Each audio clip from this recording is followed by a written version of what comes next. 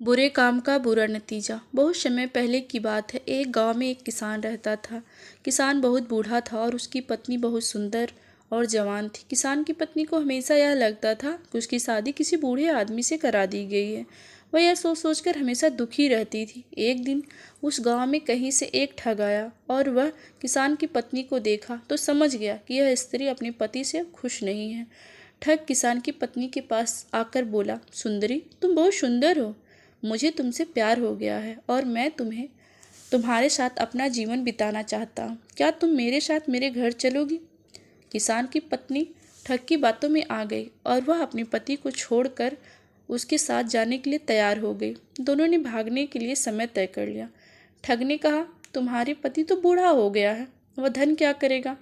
तुम अपने साथ घर में रखा धन और जेवर भी रख लेना, भविष्य में हमारे बहुत काम आएंगे। स्त्री उस ठग की बातों में पहले से आ चुकी थी और वह उसके कहे अनुसार उसमें घर में रखे सारे धन जेवर रख लिए और दोनों रात्रि में जब उसका पति और गांव के सारे लोग सो गए तब उन ठग के साथ उसकी पत्नी भाग गई। सुबह होते होते जब गांव के से दूर दोनों निकल गए तो रास्ते में उन्हें एक बड़ी सी नदी मिली। ठग ने सोचा, मैं किसी तरह से इसका धन लेकर यहीं छोड़कर इसे चला जाता हूँ। स्त्री वैसे भी अधेड़ हो गई है, मेरे पास धन रहेगा तो बहुत सारी जवान स्त्रियां मिलेंगी। नदी में बैठा ठग बोला, प्रिय, इतना सारा धन लेकर हम नदी को पार नहीं कर सकते। पहले मैं इस धन को कहीं नदी के उस पार ले जाकर सुरक्षित रखता हूँ, फिर बाद में तुम्हें नदी पार करवाता हूँ। किसान की पत्नी पहले ही ठग की बातों में आ गई थी।